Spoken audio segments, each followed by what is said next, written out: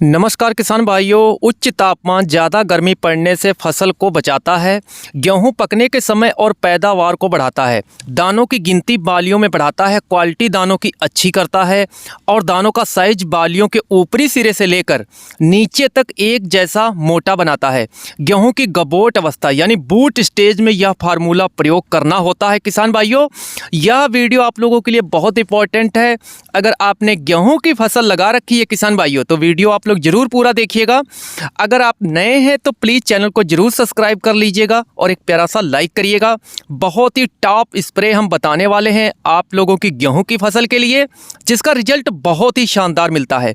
जब फसल में झंडा पत्ता निकलता है और उसके नीचे देखेंगे तने में बाली बनना शुरू होती है, उसे हम पेनिकल इनिशिएशन स्टेज कहते हैं। तो के ऊपर फाड़ कर देखेंगे, उसमें बाली का साइज छोटा सा बना हुआ दिखाई देगा।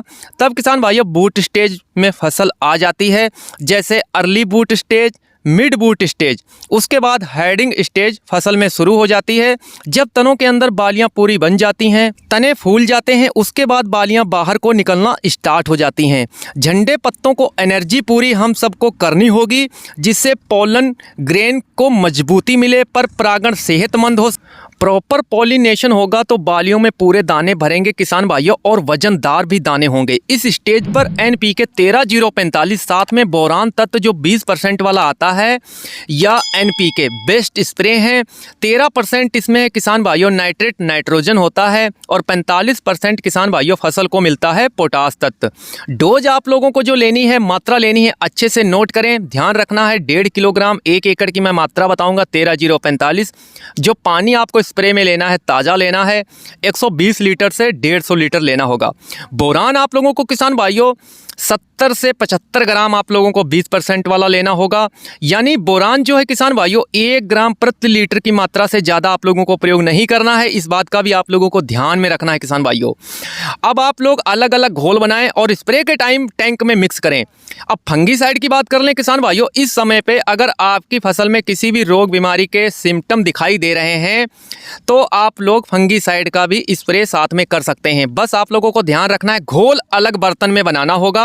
अब जैसे फंगीसाइड बहुत अच्छे आ रहे हैं, कस्टोडिया हो गया या नेटिवो नाम से हो गया, टेबोकोनाजोल, फोलिकेयर जो स्प्रे आता है फंगीसाइड, इसका कोई एक उपयोग कर सकते हैं। आपकी फसल में अगर सिम्टम दिखाई दे रहे हैं येलो रेस्ट, ब्राउन रस्ट के, तो आप पत्तों को सेहतमंद और अच्छा रिकवर करने के लिए फंगीसाइड का स्प्रे कर सकते हैं। किसान भाइयों, बहुत ही टॉप फार्मूला है गेहूं की फसल में, इसका रिजल्ट 101% मिलेगा। और झंडे पत्ते को जब हम किसान भाइयों पूरी तरह से कवर रखेंगे, उसको सुरक्षित रखेंगे, तो गेहूं की फसल से अच्छी पैदावार मिलती है।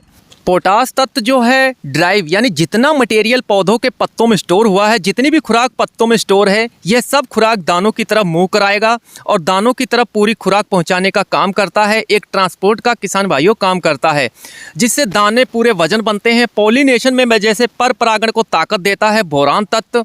इसलिए जैसे मैंने आप लोगों को जो डोज मात्रा बताई है, इसका ऐसे ही आप लोगों को सीमित मात्रा में प्रयोग करना होगा और इसका रिजल्ट बहुत अच्छे मिलेंगे। अगर जानकारी अच्छी लगी होगी तो किसान हित में प्लीज़ शेयर जरूर करिएगा और लाइक करिएगा। आने वाले वीडियो भी जरूर देखिएगा। धन्यवाद। जय हिंद।